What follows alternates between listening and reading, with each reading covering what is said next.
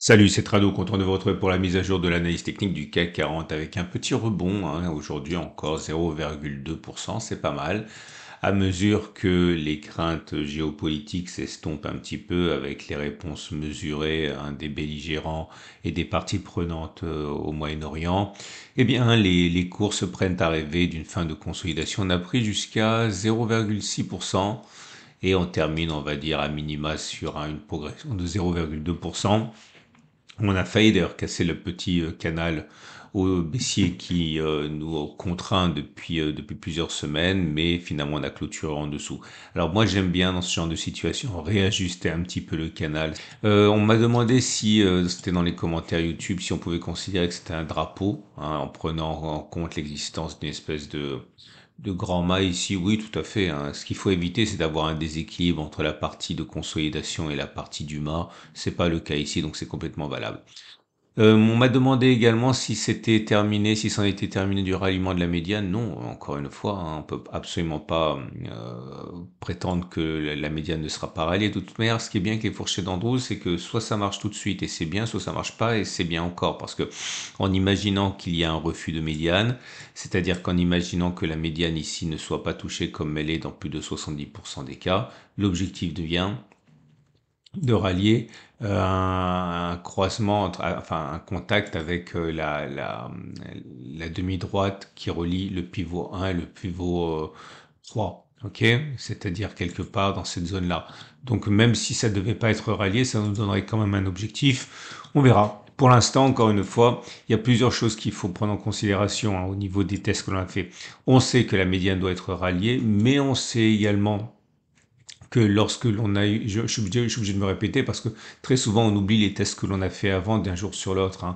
On sait que lorsque l'on croise, lorsqu'on assiste à un croisement M7-M20, eh bien, on a calculé, on a vu qu'on allait chercher très souvent la M50, mais qu'on allait chercher rarement la M200.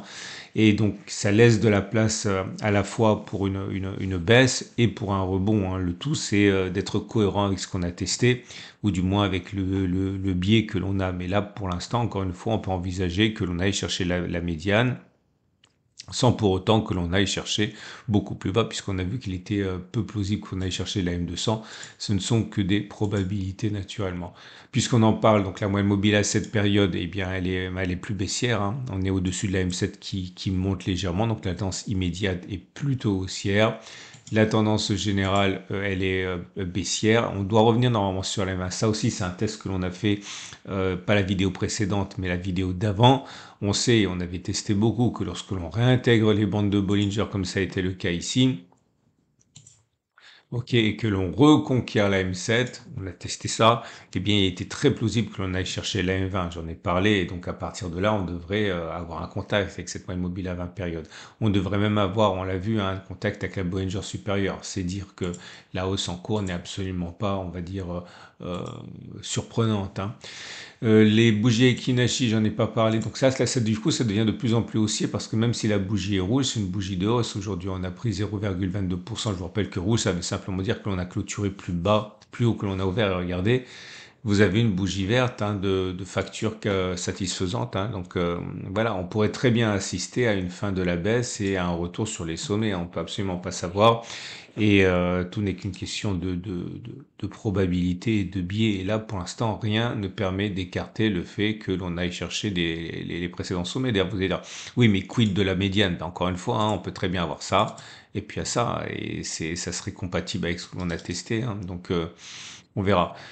On a également les autres éléments à prendre en considération, mais j'ai rien de neuf en vérité, hein. On a vu que on a un signal hebdomadaire qui a été donné ce week-end, baissier, et qui implique que normalement on devrait clôturer plus bas que le niveau actuel, mais ça je vous invite à regarder la vidéo. Alors comme j'ai absolument plus rien à vous tester, à vous proposer comme test, j'aimerais vous proposer eh bien de prendre une pause et d'aller écouter le dernier le podcast, hein, que j'ai mis en ligne. Alors vous le savez peut-être, vous le savez ou vous le savez pas, mais j'ai une chaîne de podcast, ok, ça s'appelle la Tradosaur Trading Academy. Et la dernière conversation avec Trado que j'ai eue, c'est avec Mika et Ben. Alors Mika et Ben ont ceci de particulier, que ce sont deux traders qui sont des traders pros qui vivent de leur trading, c'est-à-dire qu'ils ne, ils dépendent essentiellement de leurs résultats. Et je trouvais que c'est très intéressant de les inviter. Un, parce que ils savent de quoi ils parlent, hein, naturellement. Et puis surtout, ils répondent aux grandes questions que vous posez, notamment quelle structure. Ok, est-ce qu'il faut créer une entreprise? Quelle entreprise? L'histoire aussi de la défiscalisation par l'expatriation. Ok, ces deux traders là qui gagnent bien leur vie vivent en France. Pourquoi ne sont-ils pas partis à Dubaï? Est-ce que c'est vraiment une bonne idée, etc. Vous avez également des moments de doute qu'on a soulevé. Que se passe-t-il lorsque ça fonctionne pas comme prévu et que, eh bien, on a une mauvaise passe alors même que l'on dépend du trading pour vivre, hein. Bref, encore une fois, de bien belles choses que ces traders, Mika et Ben, ont partagé avec nous. Alors, Mika, c'est pas un inconnu, hein, il est déjà passé dans le podcast, il est passé juste avant, en fait.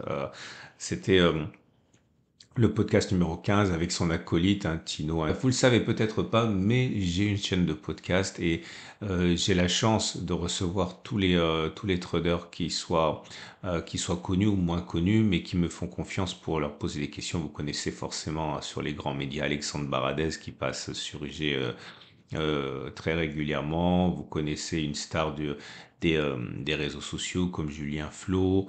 Vous connaissez les meilleurs spécialistes peut-être de l'Ishimoku, que sont Patrick Riguet ou d'autres, Nicolas Chéron. Bref, vous connaissez également peut-être Laurent Albi qui passe sur les réseaux. Tout ça pour dire que pensez à regarder. Ah oui, on me pose souvent des questions sur moi, sur ma vie, sur ce que j'ai fait, mon parcours, etc., ma philosophie de trading. J'ai donné un podcast ici sur ma propre chaîne où je répondais à des questions. Ça pourrait vous intéresser et peut-être également vous éclairer sur ma façon de voir le trading et l'analyse technique. Bref, voilà.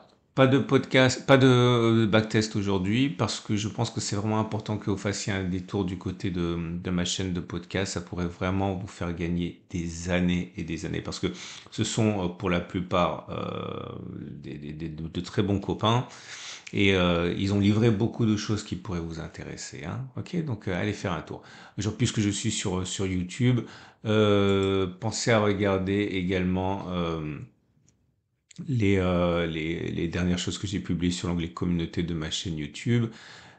C'est par là, c'est notamment une alerte CAC 40. Ok? On passe au trade du jour. Alors, Votre rendez-vous avec IG. IG, bien plus que du trading. Une équipe d'experts à vos côtés. que peut-on faire? Si vous êtes haussier, c'est pas interdit de penser qu'on en a terminé avec la consolidation, hein. C'est ce que j'ai dit dans la dernière vidéo. Pensez simplement à mettre éventuellement un stop de protection sous la médiane au cas où il y aurait une dernière attaque. On sait que la médiane est souvent touchée, donc protégez-vous de ça. Mettez un stop de protection relativement éloigné. Vous veillez quand même à avoir un ratio gain-risque qui est acceptable, hein. Si vous pariez sur un retour sur les sommets ici avec un stop de protection en dessous, vous êtes à 1,2 de ratio gain-risque. Bon, c'est pas mauvais, hein. Si vous êtes baissier, par contre, attention aussi au ratio gain-risque. Il faut que vous vous protégiez, hein, du fait qu'on risque d'avoir des sursauts sur cette zone à chaque fois. Donc, comme j'ai dit également dans la vidéo précédente, attendez que ça remonte un petit peu. On sait que ça doit toucher la M20 statistiquement, ok? Donc imaginons que ça aille ici. Objectif, aller chercher les précédents plus bas ou même la médiane. Stop de protection au-dessus. Voilà, vous êtes un ratio gain-risque 1,2 également. Ok? Donc l'idéal, mais je dis souvent, c'est que agissez lorsque l'on est, c'est pas la seule façon de faire. Dans le cercle, on a des trades qui partent de n'importe où, mais quand on débute, peut-être vaut-il mieux attendre que l'on soit sur un support ou une résistance et d'attendre à l'intérieur de ce support et cette résistance un signal qui a été dûment testé par vos soins. Ok? Donc tout ça mis bout à bout augmente significativement votre taux de réussite. Excellente journée à vous. Faites un tour du côté de chez de la Tradosaur Academy pour le podcast. Vous en apprendrez beaucoup. C'est un podcast, donc vous pouvez le faire dans les transports en commun en sortant les poubelles, discretos sur les genoux avec un écouteur dans l'oreille au repas de famille. Tout ça, ça passe crème, hein, comme on dit. Allez, à demain pour la mise à jour.